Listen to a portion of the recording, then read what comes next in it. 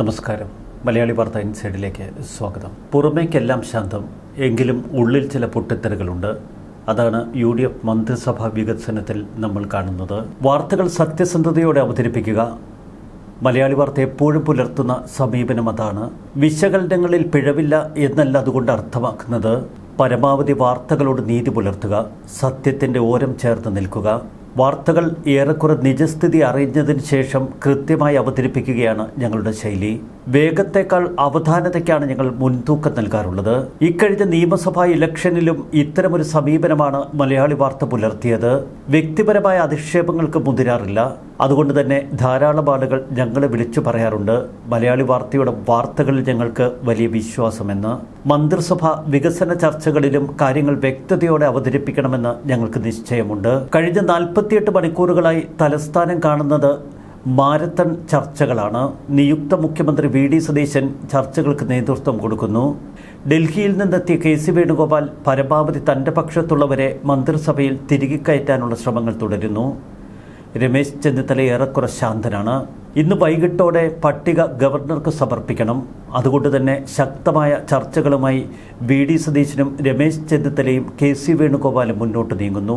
ഒപ്പം KPCC president Sunny ജോസഫും. കോൺഗ്രസിൽ 7 മന്ത്രിമാർക്ക് ഇപ്പോൾ ബെർത്ത് ഉറപ്പിച്ചു. VD സതീശന് ധനകാര്യം, തുറമുഖം തുടങ്ങിയ വകുപ്പുകൾ കൂടി ലഭിക്കും. ആഭ്യന്തര വിജിലൻസ് മന്ത്രിയായി രമേശ് ചെന്നിത്തല ഉറപ്പിച്ചു. K മുരളീധരന് ആരോഗ്യം. വീണ ജോർജിന് ശേഷം ആരോഗ്യ മേഖല നവീകരിക്കാനുള്ള ഉത്തരവാദിത്തമാണ് K മുരളീധരനിൽ വന്നു ചേരുന്നത്. സണ്ണി ജോസഫിന് ഇപ്പോൾ നിശ്ചയിച്ചിരിക്കുന്നത് റവന്യൂ വകുപ്പാണ്.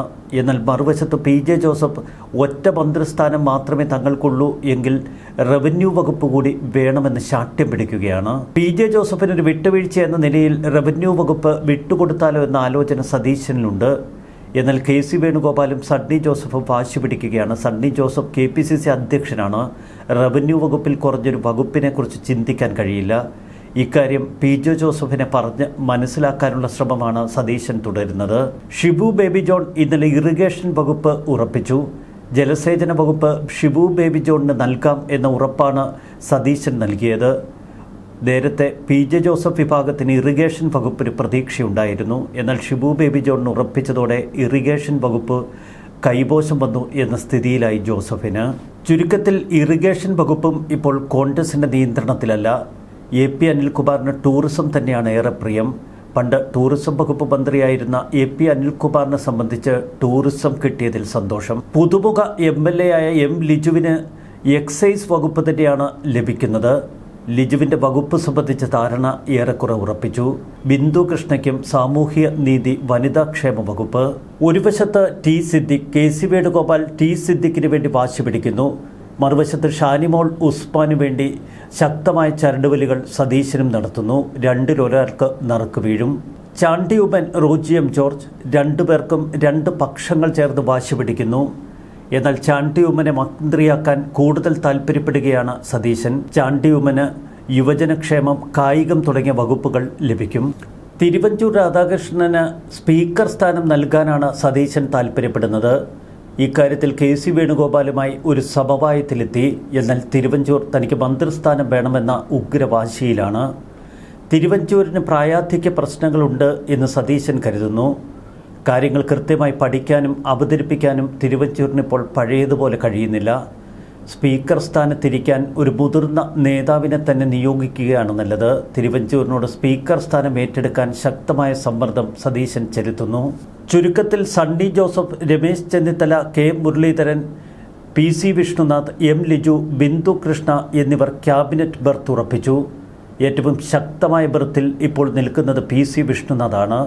ഉമ്മൻചാണ്ടിക്ക് ശേഷം A ഗ്രൂപ്പിൽ ഏറ്റവും പ്രമുഖ നായകനായി വളർന്നു വന്ന യുവ നേതാവ്. പിന്നീട് KC വേണുഗോപാലിൻ്റെ ശക്തനായ വക്താവായി. ജില്ലകളുടെ പ്രാതിനിധ്യമാണ് വലിയൊരു കടമ്പ.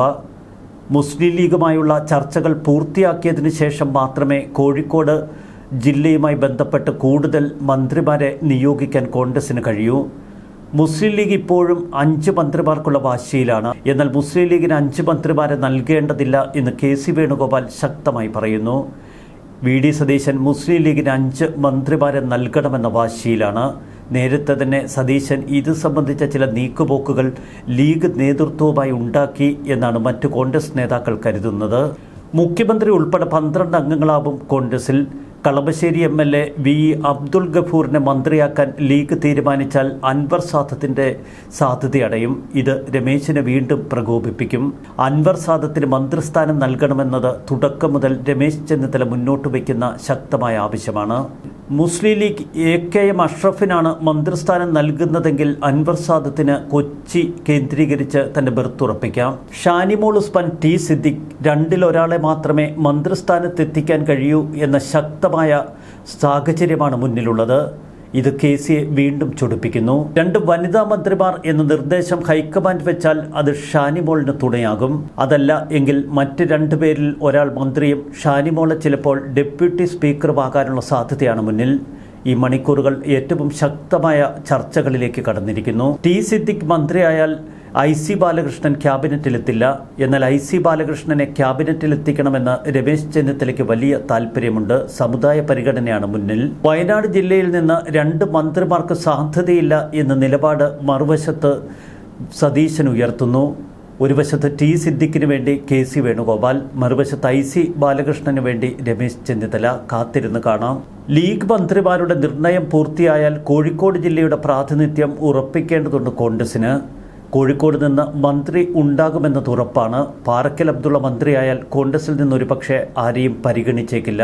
13-ൽ 12 സീറ്റും ജയിച്ച് 20 വർഷത്തിന് ശേഷം കോൺഗ്രസിന് MLA-മാരെ കിട്ടിയ ജില്ലയിൽ ഒരാളെ എങ്കിലും മന്ത്രിയാക്കണമെന്ന വാദമാണ് ശക്തമാകുന്നത്. 7 മന്ത്രിമാരെ മാറ്റി നിർത്തിയാൽ ഇനി ബാക്കിയുള്ള 4 സ്ഥാനങ്ങളിലേക്കും സ്പീക്കർ, ഡെപ്യൂട്ടി സ്പീക്കർ പദവികളിലേക്കുമാണ് അന്തിമമായി തീരുമാനമെടുക്കാനുള്ളത്.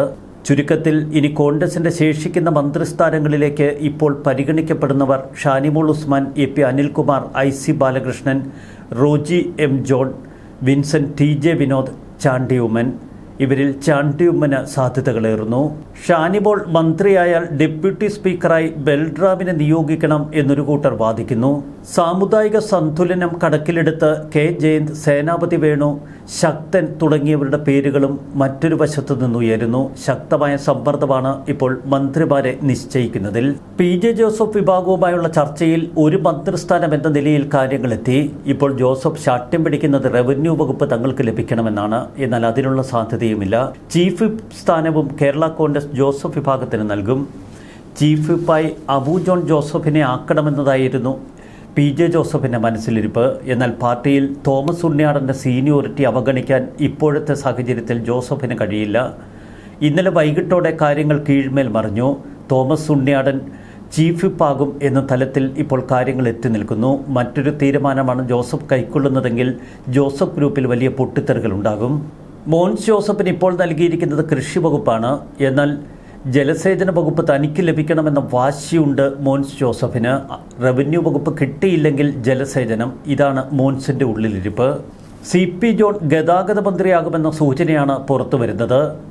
അനൂപ് ജേക്കബിനും മാണി സി കാപ്പനും ടേം വ്യവസ്ഥ 2.5 വർഷം വീതം. ഇതിനോട് വലിയ അമർഷം പ്രകടിപ്പിക്കുകയാണ് അനൂപ് ജേക്കബ്. അനൂപ് ജേക്കബിൻ്റെ വാദം വ്യക്തമാണ്. നേരത്തെ ജേക്കബ് ഗ്രൂപ്പിന് 3 സീറ്റുകളുണ്ടായിരുന്നു. പിന്നീടുള്ള മത്സരങ്ങളിൽ അത് വെട്ടിക്കുറച്ച് 1 മാറ്റി. തങ്ങൾ 3 സീറ്റിൽ മത്സരിച്ചിരുന്നെങ്കിൽ 3 സീറ്റും തങ്ങൾക്ക് കിട്ടിയേനെ. സീറ്റുകളുടെ കാര്യത്തിൽ കോൺഗ്രസുമായി വലിയ വിട്ടുവീഴ്ച ചെയ്തതിൻ്റെ രക്തസാക്ഷിയാണ് താൻ എന്ന് അനൂപ് ജേക്കബ് പറയുന്നു. ദീർഘകാലമായി UDF-ലെ ശക്തമായ ഘടകകക്ഷി. മുഴുവൻ ടീമും തനിക്ക് മന്ത്രിസ്ഥാനം വേണം എന്ന വാശി അനൂപ് ജേക്കബിനുണ്ട്. മറുവശത്ത് മാണി സി കാപ്പൻ പറയുന്നത് രമേശും സതീഷും ചേർന്ന് തനിക്ക് വാക്ക് നൽകിയിരുന്നു മന്ത്രിയാക്കാമെന്ന്. ടേം വ്യവസ്ഥയിൽ മന്ത്രിയാക്കുന്നത് കടുത്ത അനീതി എന്ന വാശിയിലാണ് മാണി സി കാപ്പൻ. ആദ്യം അനൂപ് ജേക്കബ്, പിന്നീട് ടേം വ്യവസ്ഥയിൽ മാണി സി കാപ്പൻ. ഇതാണ് കോൺഗ്രസ് മുന്നോട്ട് വച്ചിരിക്കുന്ന ഫോർമുല. അപ്പോൾ പിന്നെ CP ജോണിനെ എങ്ങനെ 5 വർഷം മന്ത്രിയാക്കും എന്ന ചോദ്യം മാണി സി കാപ്പൻ ഉയർത്തുന്നു. CP ജോണിന്റെ കഥ വ്യത്യസ്തമാണ് എന്ന് കോൺഗ്രസുകാർ മാണി സി കാപ്പന് പറഞ്ഞു കൊടുക്കുകയാണ്. CP ജോണിനോട് വ്യക്തമായ ഒരു ധാരണ സതീശൻ നേരത്തെ തന്നെ തയ്യാറാക്കിയിരുന്നു. ദീർഘകാലമായി UDF-ന്റെ ഉഗ്ര നേതാവാണ് CP ജോൺ. UDF സെക്രട്ടറി എന്ന സ്ഥാനം അദ്ദേഹം ദീർഘകാലമായി വഹിക്കുന്നു.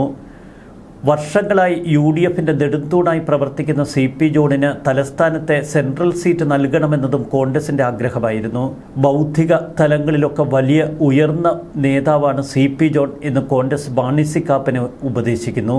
CP ജോണിന് ഞങ്ങൾ പ്രത്യേക പരിഗണന കൊടുത്തു. അത് മന്ത്രിസഭ രൂപീകരണ വേളയിലും അദ്ദേഹത്തിന് കൊടുക്കുമെന്നാണ് കോൺഗ്രസ് പറയുന്നത്.